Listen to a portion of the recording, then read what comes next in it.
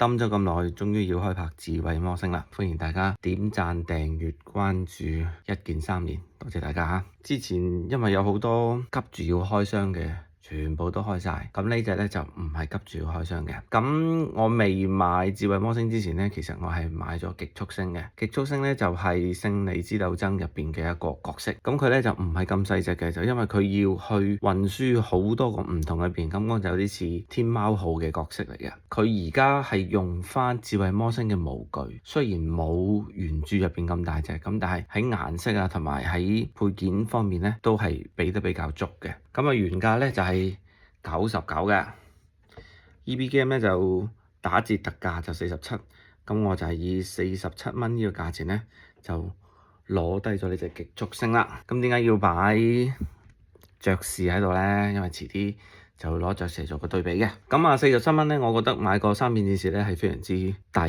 一件事嚟嘅。咁雖然佢唔係我最想買嘅嗰隻智慧魔星，咁但係佢都可以俾到3片，仲有一個配件包，咁我覺得係抵買嘅。所以47蚊咧就先入咗極速星先嘅。咁入完極速星之後咧，當然一定要買翻智慧魔星啦，因為我哋喺片頭上邊都見到好多智慧魔星，同埋喺成個 G1 變形金剛入邊，智慧魔星嘅戲份都係非常之多嘅，所以一定要買啊。咁呢隻模具先出嚟嘅咧係圍城嘅智慧魔星，咁同呢隻咧係最大唔同嘅位置咧就係呢兩隻腳啦。呢兩隻腳咧佢就做咗個戰損嘅塗裝，咁呢個戰損塗裝對於我嚟講咧就真係覺得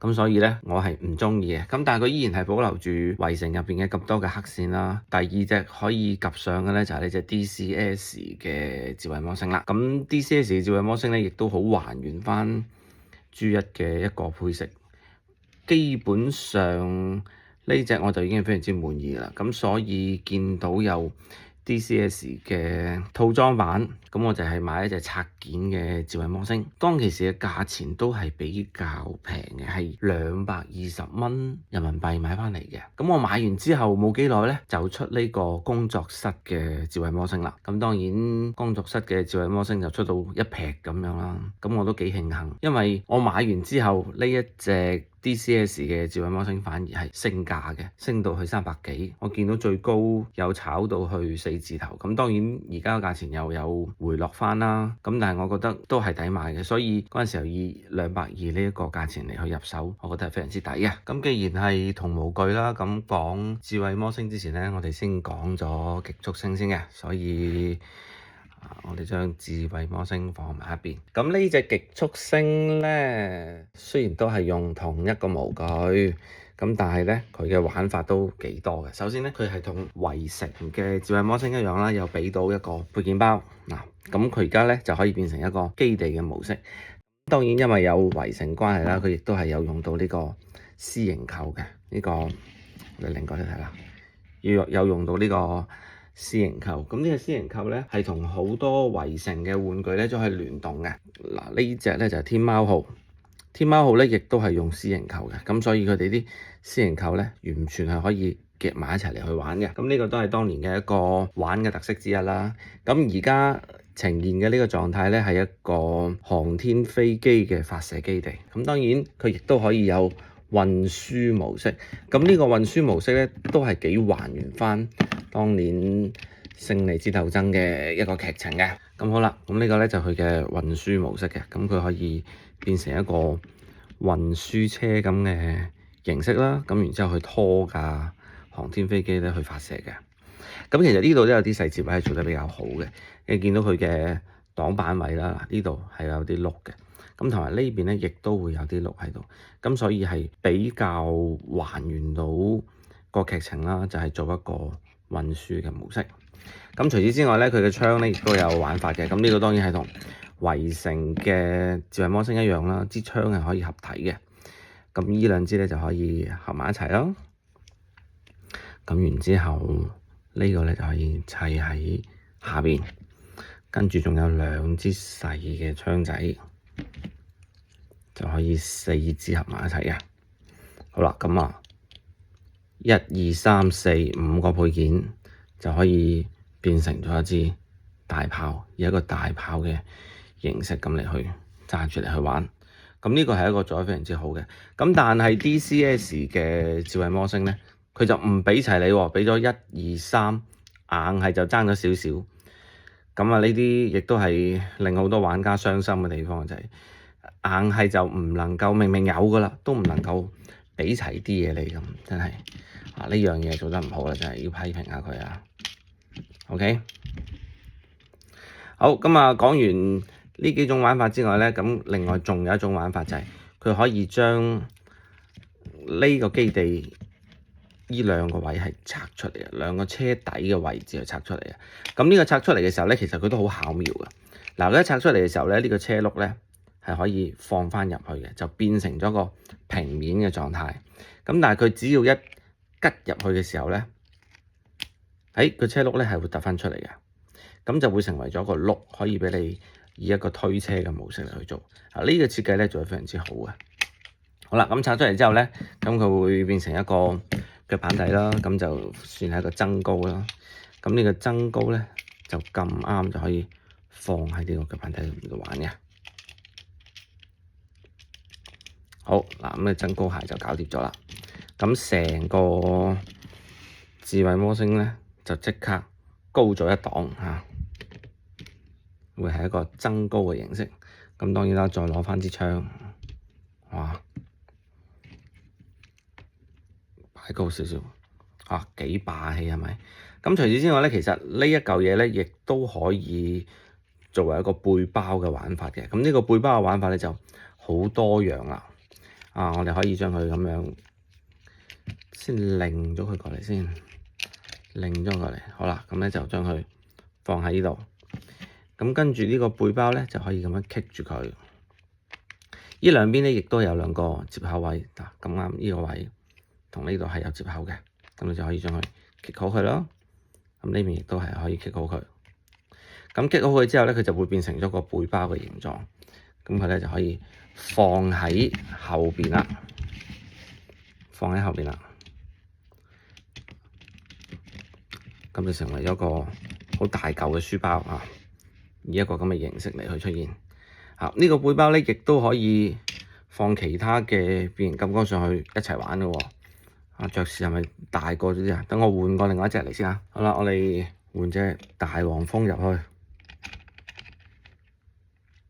就可以啱啱好啦。咁佢後邊咧，亦都可以孭住呢隻。咁呢個令我諗起異形入邊一個劇情，就係咁樣孭住嚟去玩㗎啦。咁後邊亦都可以多搭載一隻變形金剛落去。咁除咗呢個玩法之外咧，其實有好多個變化喎。咁呢個就唔係官方嘅玩法，就係我自己諗出嚟㗎啦。咁呢兩個位就可以擰落去，咁樣擰嘅。咁我哋會將呢度擰翻轉啦。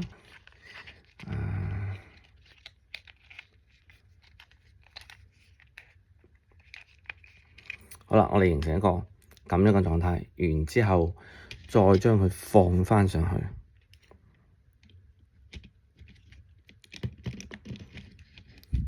咁呢個亦都係另外一出好著名嘅電影入邊嘅係一種玩法嚟嘅，擰上嚟，OK，跟住咧你就可以再加多兩支炮畀佢，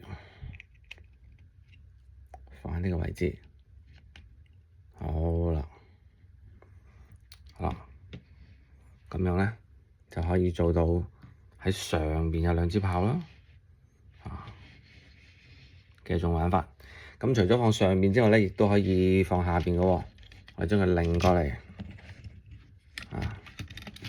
然之後放喺呢個位。咁當然啦，呢個係你自己可以發揮啦，點樣放都係可以㗎。咁亦都可以放喺下邊嘅。咁下邊咧亦都可以再多兩支炮。發揮自己想像力咧，其實呢個配件包咧有好多種唔同嘅玩法嘅，你就可以砌咗好多種唔同嘅造型出嚟，非常之好玩。咁我都有拍咗啲 shot 喺度嘅。好，咁我哋拆翻呢個配件包出嚟先啊。咁當然呢個配件包咧，亦都係極速星嘅一個配件包嚟嘅，就並不是呢隻 DCS 嘅智慧魔星配件包。咁所以喺顏色方面咧，確實係有唔同嘅。咁襯翻呢隻咧係好玩好多嘅。我哋講埋個本體先啦。咁啊，呢一部嘅航天飛機嘅形態咧，依然係老毛病啦，喺呢度位置係有少少稀碎嘅感覺啦。當然，因為佢唔能夠好完美咁去遮蓋呢啲位置，咁所以喺下半橛嘅呢啲位咧，都係不盡人意嘅啊。咁亦都有一個其他嘅第三方嘅配件包，就可以將呢啲位咧吸住晒佢。咁但係吸住晒佢咧，我覺得亦有啲多咯，因為你次次都要擺一嚿嘢落去變形，要拆翻出嚟咁樣。咁所以不如就維持翻佢而家咁嘅狀態啦。咁呢個係佢呢個模具冇辦法變噶啦。咁另外呢個模具亦都有一個致命嘅缺點，就係呢一個位置咧係一條罅喺度嘅。你無論點樣變形嘅話，呢條罅永遠都會存在。你變成火車都好，火車都會有條罅喺度嘅。嗱，呢邊仲犀利，佢就好似一個搖搖板咁樣。你上邊你下邊呢度吸好咗，上面條罅就會好犀利。你上面條罅吸好咗，下邊呢條罅就會好犀利。咁所以佢冇辦法可以將兩邊合到好埋，就因為佢入邊要收兩隻腳喺度，所以呢一個模具嘅另外一個好明顯嘅缺點喺呢度嘅。咁仲有一樣嘢咧，就係佢變航天飛機嘅時候咧，呢一個飛機嘅位置一定係要俾兩隻手夾住，咁佢先至唔會掉掉揈嘅。嗱，而家咧係可以夾得實嘅，係啦，係冇問題嘅。咁但係如果你變唔好位置咧，呢個飛機翼咧係會甩出嚟嘅。我將佢掹出嚟俾大家睇下。啊，如果係冇夾好嘅情況底下，係啦，就呢度咁甩咗出嚟嘅。跟住呢個一定要注意一個變形嘅位啦。咁樣變形嘅話咧係唔到位嘅。咁呢個位咧係會鬆出嚟嘅，啊，甚至乎會影響埋呢度。咁所以變嘅時候咧，一定係要夾好佢啦。因為呢度要慢慢調整啊。啊，首先就要將呢一個位白色嘅呢個位置，好嚴重咁樣去塞入去。完之後咧，呢個機尾呢個位置咧，亦都係要啱啱好俾嗰兩個手臂夾住，做到咁嘅狀態啦，先至再用後邊呢個位吸實佢，係啦，做到一個緊實嘅變形，咁先至算係一個變到位。咁呢個亦都係算係夾硬用件嘅韌性嚟去做到嘅，而唔係話佢嘅設計得咁好嘅。所以呢個變形亦都要留意一個位置。咁啊，基本上呢個就係航天飛機形態入邊冇辦法無視佢嘅一個缺點啦。咁但係如果你話睇前邊嘅話，都 OK 嘅，前面都靚嘅。佢呢個配色都靚嘅，有金屬嘅藍色啦，呢度會畀翻啲紋佢啦。咁但係佢嘅火車嘅形態咧就唔夠靚仔啦。火車嘅形態就係黑掹掹咁樣。我將佢變咗火車先。好啦，火車嘅形態咧就搞掂咗，仲放埋一邊先。咁佢變咗火車之後咧，你見到基本上就係毫無任何嘅細節上色。我覺得好多應該上色嘅位，佢全部都冇上色，包括你見到啲車窗啊，呢啲火車嘅紋路啊，同埋佢本來圍城都有上嘅呢啲管道啦，呢啲金屬嘅管道嘅位置啦，本來都應該上嘅，佢全部都冇上到，就唯有4個車轆咯，唯有4個車轆係有少少銀漆。咁前邊就得個燈係有銀漆嘅，咁其他位就完全冇晒啦。咁呢樣嘢就真係抵鬧咯，真係太 hea 啦！咁嘅做法就咁就畀咗你。咁呢度上面依然係有一條好大嘅罅喺度嘅，見到啦？呢條好大嘅罅喺度，你無論點撳佢都冇辦法消失嘅條罅。咁嗰度已經撳成咁，呢度條罅就仲嚴重嚇。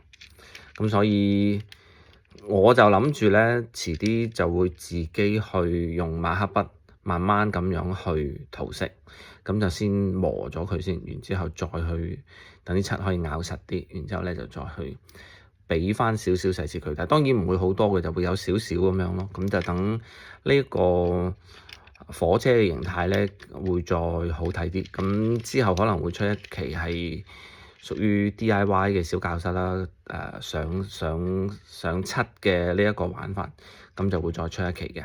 咁呢個就係佢火車嘅形態啦。火車形態亦都可以再跟翻一個火車嘅配件包。就係後邊呢個火車，哇，吉落去都好啦。咁樣整好之後咧，咁呢個火車咧係好靚仔嘅，夠長嘅。咁呢度就唔係黑色啦，咁同前邊係有啲出入嘅。如果你再俾翻啲銀色嘅細節佢嘅話，可能就會冇咁突兀啦。咁但係而家咁睇咧，就係唯有係咁樣樣啦。咁你咁嘅狀態底下咧，你仲可以去俾翻啲配件佢嘅。我哋可以俾翻啲槍仔佢啦，全搭載。咁呢支大槍咧，亦都係有位放嘅，咁就可以放喺後邊又得，放前邊又得咁呢個咧就係一個全搭載嘅一個模式咁基本上所有嘅槍同埋配件包喺火車形態底下，全部都可以放晒落去。咁呢點都係賺嘅可以啦，40零蚊。你個原價買嘅話就唔抵㗎啦呢隻。好啦，咁講完晒呢兩個形態，咁再將佢變翻做人形啊！好啦，變翻人形之後，成個樣就係咁樣啦。呢隻極速星嘅人形呢，有黑白嘅搭配，再加上有少少藍色嘅點綴呢，係做得幾好睇嘅呢個樣子啊。咁佢呢個頭雕呢，就好似爵士嘅頭雕嘅，我哋拉近嚟睇下。嗱，爵士嘅頭雕有隻角，佢嘅頭雕又有隻角嘅，咁同爵士嘅頭雕呢就好似嘅。依然係有藍色嘅鏡框啦，再加埋個嘴啦，咁樣。咁但係佢哋係唔係一個同一個模具嚟嘅，但係就有啲似啦，咁所以就會攞爵士出嚟做一個對比咁樣嘅。好啦，咁基本上極速星幾個形態咧都講完晒啦，咁我哋跟住就嚟講我哋嘅智慧魔星，就將佢放埋一邊先。好啦，智慧魔星我哋先掹咗佢啲槍仔先。掹咗佢啲槍仔就為咗講佢嘅可動嘅呢隻 DCS 咧同模具啦，咁大家會見到好多黑線咧係圍成嘅風格嚟嘅，勉強可以接受啦。即係黑線雖然係多，但係因為佢呢啲位咧唔係有咁多漆或者滲線落去咧，所以就咁睇咧唔算係非常之覺。咁喺冇得揀嘅情況底下，呢啲位係唔還原G1㗎啦，咁冇辦法，勉強可以接受啦嚇。咁可動性都非常之好㗎啦，呢個手咧可以做到，因為變形嘅關係咧可以做到好犀利啊！隻手嘅可動非常之好啦。咁另外隻腳呢兩度可以反上嚟隻腳嘅可動性啦。後邊有個尾翼擋住咁上下啦，接地都有嘅，咁呢樣嘢做得比較好嘅佢夾硬喺呢個三變戰士底下都會畀翻一個接地嚟嘅，都算係現代嘅變形金剛入邊做得比較好嘅一個位啦。咁後邊其實呢兩個火車咧可以將佢反落嚟咧，好似聖鬥士咁神聖衣嘅 feel 可以再多少少嘅一個展現出嚟嘅。咁當然呢啲都係另外嘅個人玩法嚟嘅，正常嘅變形咧就唔應該出現嘅。咁呢度亦都會有畀翻佢當年有嘅七位佢啦。咁另外個頭雕都係呢個銀色嘅面咧，我係中意嘅，好過動畫嘅嗰種實色。嗰種色咧實在太實啦，所以我就中意有銀色，因為咁樣睇起身嘅層次感咧先至會豐富啲咁黃色啦，再加埋隻眼啦，所以呢個頭雕都係收貨嘅。咁呢度亦都有還原翻 G1嘅，畀翻啲紋路佢，就係呢個位會上色，會有兩種顏色嘅上色，而呢一隻咧佢淨係得藍色嘅啫，入邊都冇加啲銀色或者係加其他顏色落去，或者紅色咁樣咁反而呢隻咧個細節位會做得更加之多嘅。好啦，咁成個人形後邊啦，後邊呢個位都好嘅，起碼唔會全部冇晒，會畀翻少少銀色，同埋呢一個噴射口都會畀翻銀色都算唔錯噶啦可以收貨啦。呢隻就變一次形啦，我哋變火車先先伸隻手，咁伸隻手入去咧，呢一個位置咧，其實係有一個對住嘅機關啦。呢度有一個凹，呢度有一個凸，咁呢個接口位咧，只要對準佢嘅話咧，咁就 OK 噶啦。基本上每一次變隻手嘅時候咧，記住呢一樣嘢，咁隻手咧就會好好變噶啦，就會將呢個凹凸位吸好。咁吸好之後咧，呢度擰上去就頂過個頭頂。好咁基本上呢個位咁就變好咗啦。咁然之後呢度咧係要將佢反出嚟嘅，反出嚟呢係隻翼。工作室嘅智慧魔星咧，其實係有做呢個玩法出嚟嘅，咁但係佢做完之後都唔好睇咯，唔好睇，所以不如就學似佢而家 DCS 咁樣圍城咁樣，唔做，我反而覺得仲好。佢做咗出嚟嘅話，令到嗰個心口咧就幾層疊咗2、3層落去。好啦，咁呢度亦都係變形咧，要好小心去調整個位，就係要將呢度夾好佢，然之後要夾住隻翼，夾住隻翼呢個位咧，亦都係好考功夫，咁樣先可以夾得住。夾得住之後，再將呢個位兜上嚟，利用塑料嘅韌性，再將佢吸落去，咁先至可以吸得好呢個位置。好啦，咁就變埋隻腳啦。變埋隻腳，首先就要反翻呢兩個位，呢兩個腳板底反上嚟。哇！太用力都好驚。好，吸翻佢，跟住就將佢呢兩個位攞出嚟。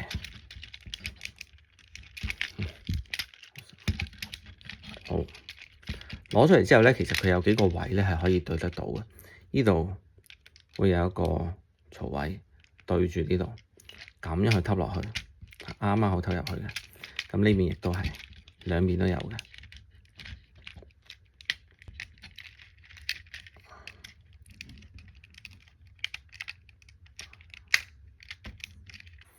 哇！呢個航天飛機形態咧就變好咗啦。咁無論點調整都好啦，呢條罅依然係喺度嘅，已經唔算好明顯嘅。再睇下個底，即係有啲中獎嘅感覺啦。睇下呢條底。呢條罅真係犀利到不得了。咁好在咧，就你望嘅時候就望呢邊啦。我好多時候拍片嘅時候都係拍呢個位，咁所以唔係好覺。基本上你唔係好睇到個底嘅時候，都唔係好覺嘅。咁然之後武器嘅搭載啦，頭先都冇展示航天飛機嘅武器搭載。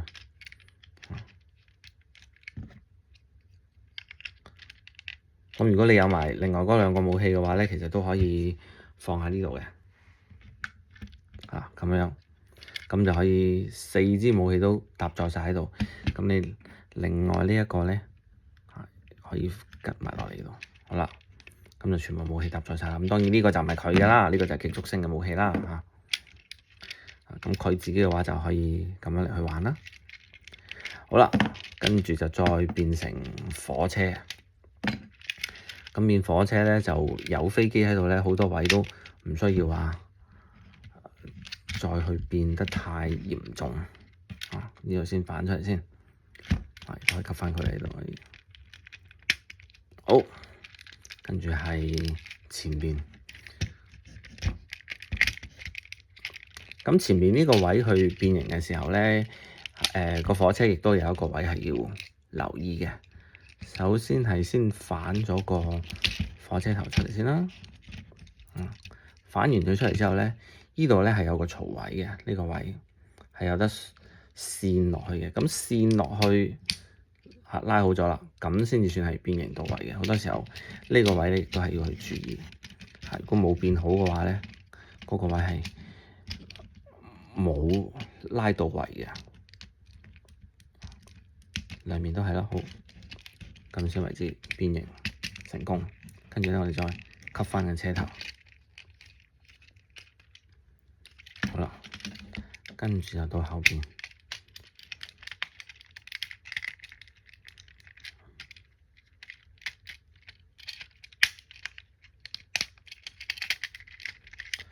好，跟住咧呢兩個轆咧反翻落嚟，吸翻好佢。咁呢個位亦都係最考功夫嘅一個位啦，因為我呢隻有少少中獎嘅關係，所以咧佢嗰個裂痕咧係比較大嘅，要調整一輪先至可以調整得比較靚嘅一個位。呢個很大到，哇！嗱，呢度想整得好，呢度就會整唔靚。呢度整得靚，呢邊就哇，真係有啲誇張。等等啊，好啦，我又經過咗一輪調整，無論點調都好，已經冇頭先咁誇張啦嚇。咁然之後就擰埋後邊啦，將呢兩個碌變埋出嚟。最後一步咧，就係佢呢度亦都有兩個棘位嘅，呢個位就棘落喺呢度，棘落去。OK， 好啦，智慧魔星咧就變好咗啦。咁啊，呢個位係可以推車嘅，咁啊推車都尚算順利啦嚇。呢一隻咧嘅細節位又俾翻啲嚟，起碼嗱呢啲七位都會有俾。咁前面就係都係唔多啦，啊，咁呢邊都有嘅，咁有狂派嘅標誌啦。咁呢一隻嘅七咧，我覺得就可以接受噶啦。咁我暫時就未想去加更多嘅細節畀佢。咁嗰隻咧就有啲離譜嘅。咁我會喺嗰隻上面再畀少少細節佢。槍都係咁樣插啦。咁前面又插一個啦。呢兩個就尷尬啲啊，你就唔能夠插得齊啦，因為佢冇後邊嘅配件包。好啦，將佢變翻人形，再畀翻啲槍佢，擺翻好個靚仔嘅 pose。今日就係呢兩隻極速星同埋智慧魔星，咁當然仲會有啲配件喺度啦。最後嘅最後咧，都係想講下工作室嘅智慧魔星嘅。工作室嘅智慧魔星咧，就真係我覺得係2026年出得最差嘅一隻孩之寶嘅變形金剛，暫時仲未見到有出得差過工作室智慧魔星嘅變形金剛嘅。咁點解咁講咧？雖然我冇買到，而家係雲點評、雲鋭評，但係都一定要講嘅，因為呢隻真係實在出得好差。佢嘅人形咧，對比起呢隻人形嚟講，超瘦削，大家見到啦。咁個心口咧就好難睇，幾嚿咁樣。咁呢個第一個啦，第二個就係佢嘅飛機嘅形態。飛機形態佢同呢一隻都一樣係咁稀碎。呢一個位置依然係，而且佢做咗一個好偷懶嘅方法，就係佢用兩塊擋板，佢整喺度呢兩塊擋板咧，好似萬能咁樣左屈右屈。做火車嘅時候又要黐喺呢度。人形嘅時候黐喺度，做飛機嘅時候又要搭喺嗰度，結果佢都冚唔晒，依然係咁稀碎，咁所以佢嘅嗰個飛機形態就係好失敗嘅。咁佢為咗補呢個火車形態啦，為咗去補佢可以有呢個聯動嘅4個轆嘅玩法，咁所以係犧牲好大嘅。咁但係佢個火車咧依然係唔還原嘅，佢個火車頭咧依然係比唔翻當年 G1 嘅火車頭，佢成個火車頭咧係縮細咗嘅。咁喺我角度嚟睇，我就覺得人形做得唔好，飛機又做得稀碎，連個火車都唔還原。咁所以係今年最失敗嘅一隻變形金剛，暫時未有失敗過佢嘅一隻孩之寶嘅變形金剛。咁呢隻工作室版嘅智慧魔星，而家嘅價錢咧係大概係280蚊左右。咁但係我覺得完全係唔值呢個價。雖然佢係變形金剛三面戰士，咁三面電視佢一般跌到落個底價咧，就係2嚿水左右啦，咁你就可以買噶啦。呢個係一個三面戰士嘅底價。咁但係我覺得工作室嘅智慧魔星咧，佢就唔值200蚊呢個價咯。基本上我覺得佢應該可以跌到落去150蚊左右嘅。咁呢個應該係大家普遍可以接受到佢嘅價錢，就係150蚊。咁但係我個人嚟講咧，我就覺得佢150蚊都唔值，佢100蚊都唔值。即係我真係要揞錢出嚟買嘅時候，除非佢係低過100蚊啦，即係話佢99蚊樓下，咁我先至會考慮下會唔會買翻呢隻工作室線嘅智慧魔星嘅。基本上我係極力之唔推薦大家買嗰隻智慧魔星。咁可以去取代佢嘅就係呢隻啦，呢隻 DCS 仲係圍城無懼嘅智慧魔星，暫時仲係喺最還原 G1 嘅智慧魔星寶座上邊排名第一。嚇。咁呢個唔係我個人嘅觀點嚟嘅，亦都係好多人心目中嘅一個排名，都係覺得啊，暫時嘅最還原嘅智慧魔星都係呢隻。咁有一隻老翻嘅智慧魔星咧，其實係做得最好嘅，咁但係佢個比例咧就唔係玩具線8加玩具線嘅呢一個比例嚟嘅，而係佢係一個大師級嘅比例。大師級嘅比例就唔可以同呢啲一齊去襯住嚟去玩咯。咁因為佢係高咗成個頭啊嘛，去到咁高，咁就冇可能一齊玩嘅。咁但係嗰隻咧係做得非常之還原嘅，包括佢嘅心口位啦，佢變火車啊，變飛機，而且佢俾咗個支架咧係個火車軌嚟嘅。咁你可以做火車嘅時候就係做火車軌，做飛機嘅時候咧做航天飛機嘅時候咧，佢仲可以幫你晾住部飛機飛起身，咁就再非常之好。喂，老翻都做得咁好，咁你孩之寶顏面何存啊？真係，你可唔可以做翻隻好啲嘅嘢出嚟俾大家玩下，係咪啊？咁啊，今日嘅智慧魔星咧就講到呢度啦，大家記得